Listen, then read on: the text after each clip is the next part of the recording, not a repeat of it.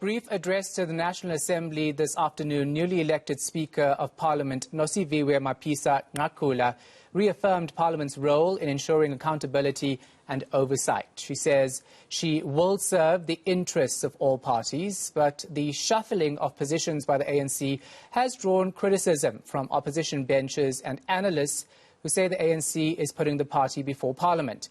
ANC spokesperson Pule Mabe joins me now in studio. Pule, thanks for your time. We appreciate it. So lots of controversy about this nomination and election eventually, but you reckon it's the right move?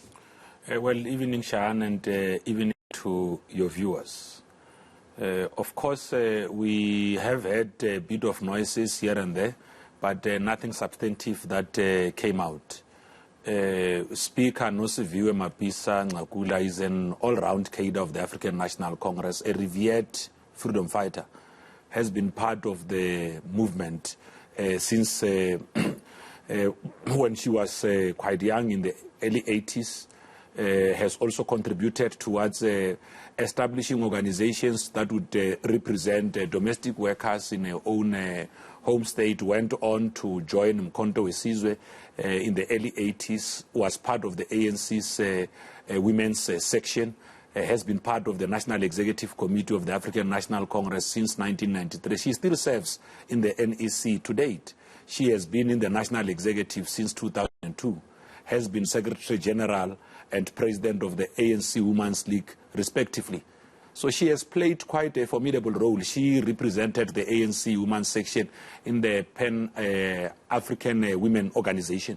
So she has always been part of those that led struggle on women emancipation, and has ensured that she is amongst those people that would have advocated for the 50-50 policy in the African National Congress to make sure that women have got a voice in the ANC, and to ensure that policies of the African National Congress also are responsive to the needs of women and also contribute towards the development of women. But also she has played a greater role in making sure that we forge unity and renewal in structures of the African National Congress. She is a revered freedom fighter, like I have said, quite disciplined.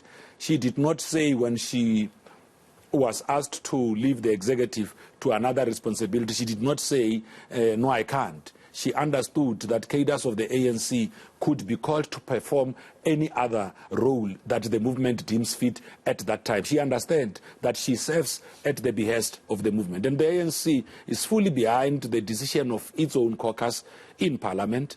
And we also welcome the discipline displayed by our own cadres. She was able to garner about 199 votes against those of the DA, which were just short of 100. So, which now shows you that cadres of the ANC truly understand what they're expected to do in Parliament. And the fact that today, when she made her own maiden speech as a Speaker of Parliament, she did say that Parliament plays a critical role in holding those in the executive to account. We expect to be playing that kind of role, and to make sure that members of Parliament play a greater oversight role, so that we could be able to account to the rest of South Africa's people on what all the different arms of state are doing to be able to serve them. All right. You paint a very peachy picture of the former minister, right? But the reality is that the president found her to have been not doing her job properly as defense minister. He in fact said that the security cluster ministers didn't handle the unrest in KwaZulu-Natal properly. And now the ANC in Parliament has decided to put her in a very key position in the National Assembly. So if she wasn't good enough as a minister, what would make her good enough for this job? Well, Shahan, here we are talking about a cluster. Security cluster, not one single minister. And all of the cadres that are deployed or were deployed to perform an array of responsibility within the cluster will have accounted on their own responsibilities, including what they would have done. Remember that we were faced with a situation never unseen post the democratic dispensation. We've moved past that. Cadres of the ANC, like I have said, will be able to perform whatever responsibility that they are given. in the ANC, we do not arrogate responsibility just to individual cadres who are deployed. We believe that they work as a team and are able to discharge their responsibility working as a team in that way. All of those that were part of the Department of Defense and Military Veterans at the time when she was a member of the executive are still there. They will still be the ones that are briefing the now incumbent minister, Minister Thandi Modise, on the activities of the department. So if there was a lapse on the work of that department, then it would have meant collapsing the department entirely.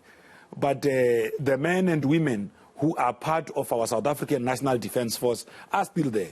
And we hope that where there were errors committed well within our own security operations or oversight of some sort, we believe that lessons have been learned. And once lessons are learned, the task is now vested upon those that have got responsibilities to make sure that in performing their own responsibilities going forward, they do not really go through the very same challenges. I mean, we learn every day. We never stop to learn. Yeah, but these are key portfolios and these are key positions within the government, firstly, and now, of course, in the National Assembly.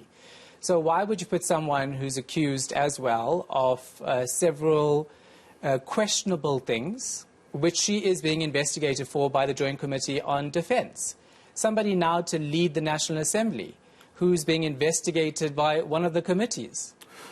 Well, we have got full confidence in her abilities to be able to do what is expected. We know that some of the accusations are that are being made out in the media. Imagine this.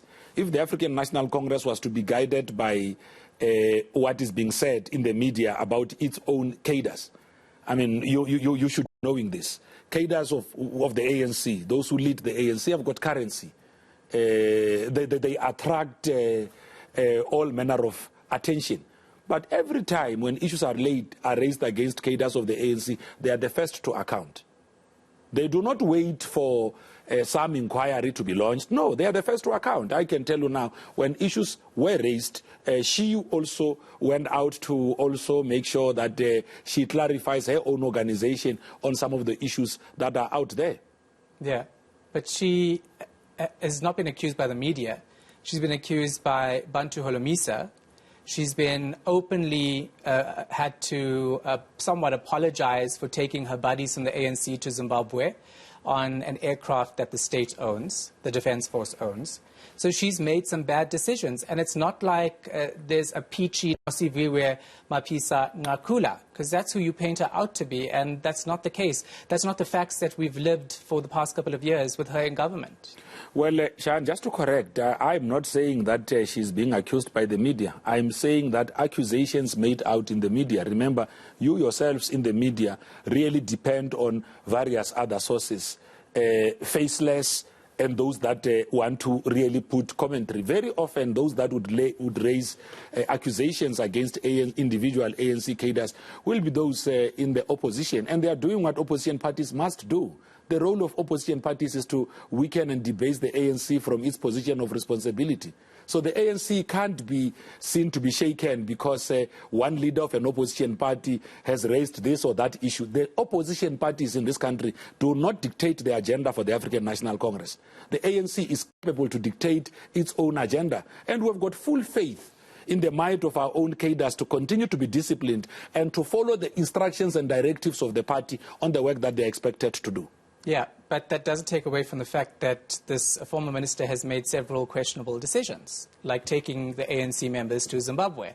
That's a fact. That's not any opposition party trying to bring the ANC down. I don't even think that the reason I'm deliberately choosing not to even enter that is that you would know that, I mean, her salary was docked for 3 months. Yes, which she has accepted. The point is she hasn't made good decisions in that position. And the last lack of decision that she made or action that she took saw her losing her job. And now she's the National Assembly Speaker. To any ordinary South African, that doesn't make sense, because someone who is in a key position is fired and you go and put them in another key position. How does that make sense to anybody? Well, these positions and these cadres that serve in these positions serve at the behest of the African National Congress. They are deployed in those positions to execute and operationalize the many promises that the ANC shall have made to the people of South Africa through its own manifesto. So we have got full faith that all of our cadres are all-rounded, could be able to perform whatever responsibility that they are made to perform. The position of Speaker, by the way, is most senior. The Speaker presides over the National Assembly. So it's not just a responsibility that could be taken lightly. Where there could have been observations of this and that situation that might have been challenging does not mean that out of that the ANC will then have to lose the best of its cadres because there are this kind of observations. I mean, Comrade or Speaker Nosiviwe... So you're forgiving? No.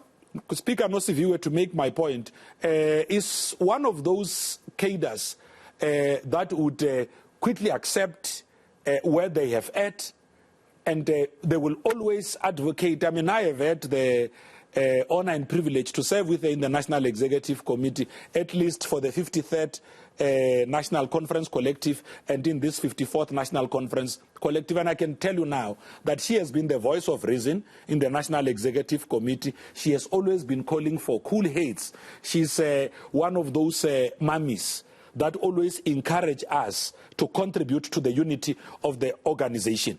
So she's not just a cadre who would out of the ordinary participate in undermining the unity of the ANC. Where constructive criticism are made about her own work or her own responsibilities, where she shall have been deployed, she's willing to listen to her own cadres and then say, what kind of trajectory can we all craft to make sure that we serve our people better? She understands that the responsibility that she's expected to execute is not for her own self. It is in the interest of the party and in the interest of the people of South Africa. Okay. You know, I'm going to make this point again. You are basically saying that because she has accepted when she's wrong and she's righted her wrongs, that it's okay. Over and over again. This is not the first time. I'm not just talking about a Zimbabwe flight. I'm talking about a minister who flew her son's lover from another country into South Africa as well. I think Shahan, because so that your viewers do not misunderstand me to be saying she was either wrong or right on the issue of Zimbabwe or not, because I am not that kind of a judge. All I'm doing here is to be able to reflect on the character of a senior cadre of our movement that we happen to serve with in the National Executive Committee, whose role in the movement, including credentials, we could be able to account for. That these are cadres that where they are situations that constructively are being raised about their role, which could themselves pose as challenges, they will be the first to admit. And this is actually the character of each and every cadre of the African National Congress. Cadres of the African National Congress who truly understand the values of the movement are the first to admit and accept where they will have erred. Yeah, not all of them though. But you're still not answering the question. I'm saying that this former minister has made several questionable decisions and moves that bring into light her character, which you say is almost picture perfect, but I'm saying is not the case. And it's based on facts. The Zimbabwe trip, the smuggling of her son's lover into South Africa. Now we have allegations that she's been, living her best life in fancy luxury hotels. And all of those things. The Defence Force under her rule has been under investigation. She's actually was investigating some of the things that happened in the Defence Force under her watch about possible COVID-19 drugs being used and bought, money wasted under her watch. And you are trying to tell me that this person deserves the position of National Assembly Speaker. To me, that does not make any sense. And I'm telling you, to many South Africans, it doesn't make any sense as well. Well, Shahan, I wouldn't even really want to labor on merits and demerits of the issues that you are raising. I think what is important is that today the National Assembly has been able to overwhelmingly elect Speaker Nosiviwe Mapisa-Nqakula to succeed Minister Thandi Modise in that responsibility. So where we are now, we are looking forward to her performing her new role with great diligence. We expect her to lead and unite the National Assembly, to make sure that she encourages members of Parliament to also do their oversight work with great diligence. And we call on all our members of Parliament, both in our party and on the opposition benches, to give her the support she needs, because she's not going to be performing a role having to think about the Department of Defense, having to think about the Zimbabwe trip. She has got to perform a role having to place the interest of the people of South Africa first, and ensuring that she does her best to make sure that Parliament holds those in the national executive answerable and accountable on how they are spending the public purse. That is the interest. How is it possible for her to hold the executive accountable when she is being probed for dodgy things when she was minister? There are two portfolio committees looking into actions when she was defence minister. Is it not a conflict of interest then for Nosiviwe Mapisa-Nqakula to be in this position, because she's going to be investigated? She's supposed to be leading these committees. How is that going to work? Well, Shahan, just to assist here, when an investigation is being done, it would be done, I assume, I'm not sure of the details, but it will mostly be done about the activities of a ministry. Now, a ministry exists beyond individuals. You see, but the heads of the ministry is important. The Ministry of Defense and Military Veterans has remained. A new incumbent has come in to occupy that position. So it doesn't mean that when incumbents have left, the work of ministries then stop. If there was work being done by the Joint Committee of Defense as it relates to activities of that ministry, that work will continue and such reports will be shared, because these things are being transparently shared. I mean, if there is one thing that we in the ANC had opted for, is an open government, a transparent government, where we are able to account and put these things before the public. Joint committees, activities of joint committees, including hearings that they are undertaking, those are held in public platforms. That's why you are aware of them. It's not some secret meetings taking place there. Yeah. She is still in the National Assembly, now occupying the apex position of being Speaker. So those reports will serve before the National Assembly and all of that. I can tell you now that if she had any doubt that she was in the wrong, knowing her own allegiance and conviction to the movement, she would have said to the ANC, I don't think I'm fit enough. So she has accepted this position, knowing truly well that she will be able to discharge her responsibilities and do what is expected of the Speaker of the National Assembly. Which part of the ANC decided that she should be nominated? Well, Shahan, you know, we saw, NGOs, organizations, groupings, and all of that trying their best to block the nomination, even when they know very well that the majority of the people of South Africa have decided in 2019 that the ANC must occupy the seat of government and that the ANC shall be the majority party in the Republic of South Africa. So the ANC being an interested party, when the position of the National Assembly becomes vacant, like all other parties that are represented in parties, in Parliament, through our own caucus, we will be able to then express ourselves on what is it that we will want to do.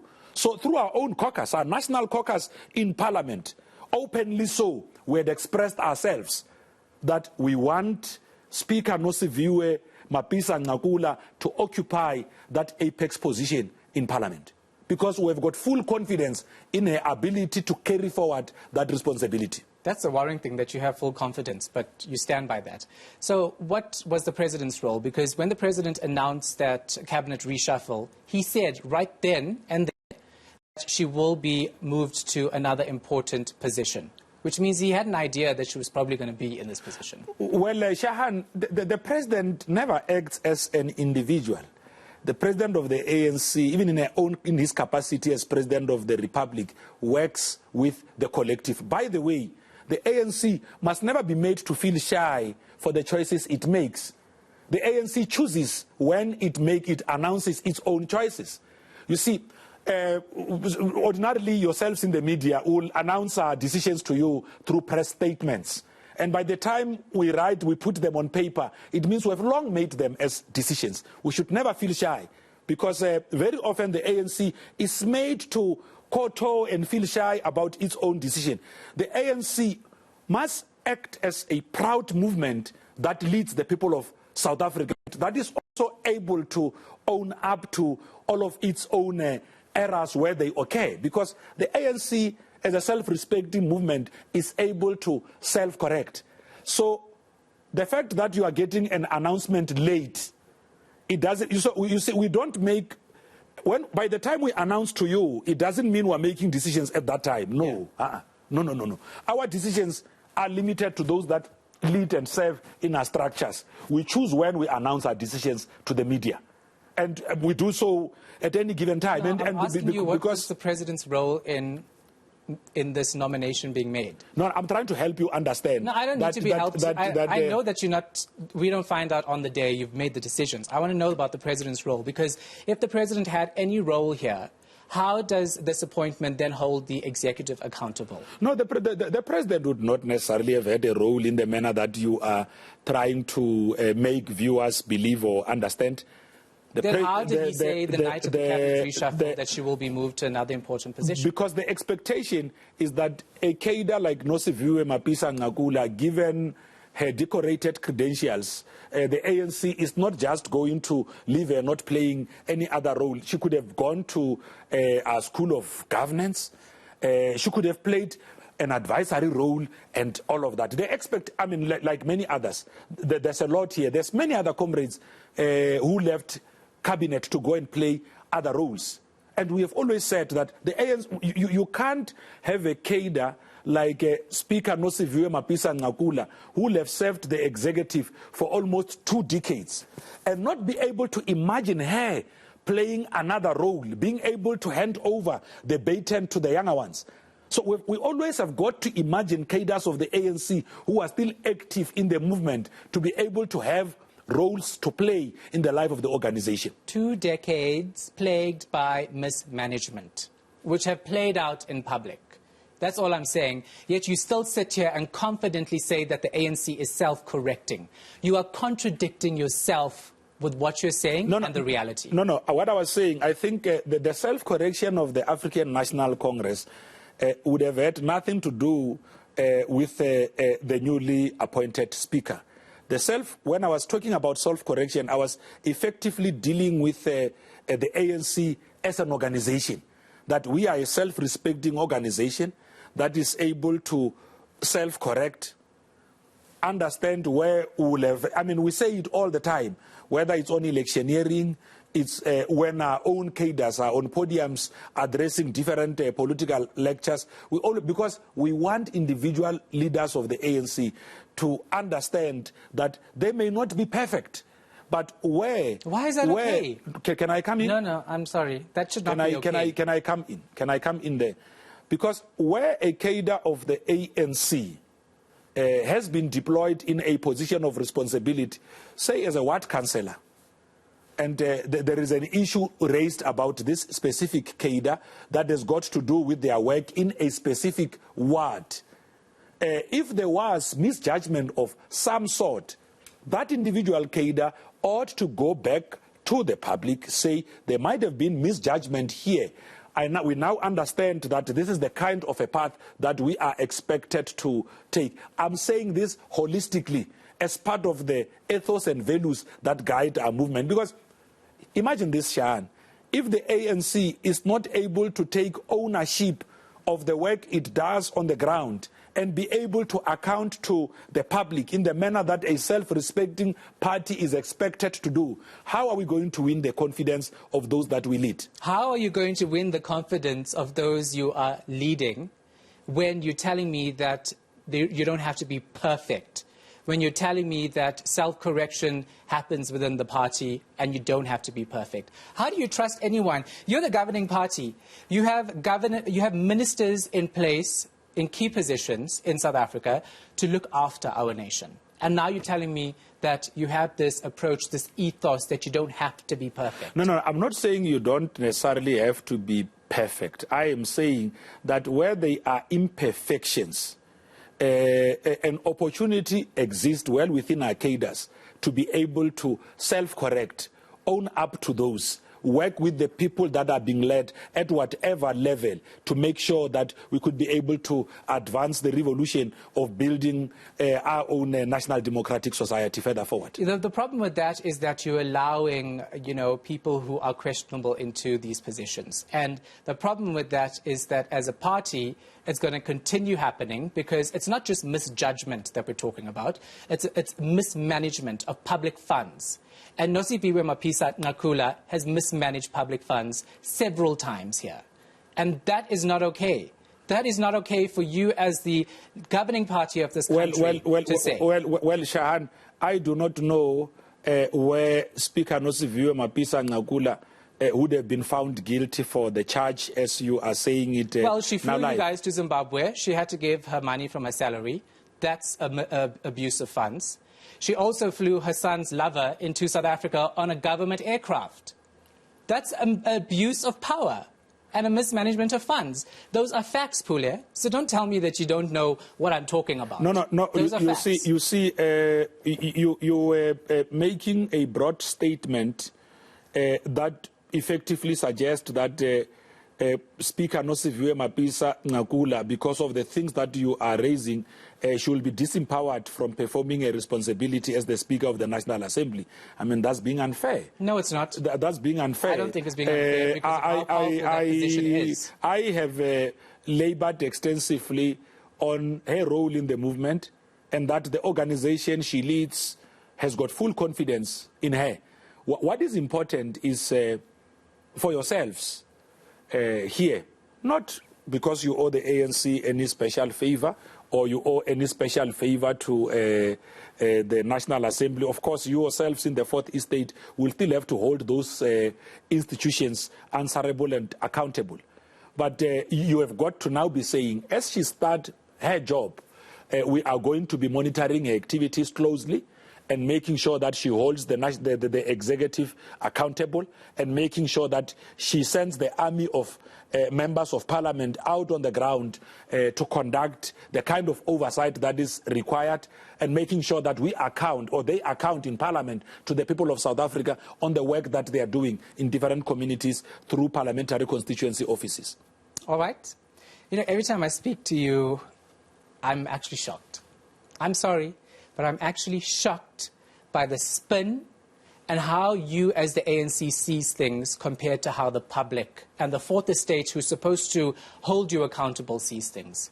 It's like we're living in two different worlds. And I know that you're not going to even change your stance on this until it gets to a point where we see this former minister being criminally charged, and then you're going to come here and say, well, the step-aside resolution will come into play. Well, Shahan, I don't think you are being fair to us there.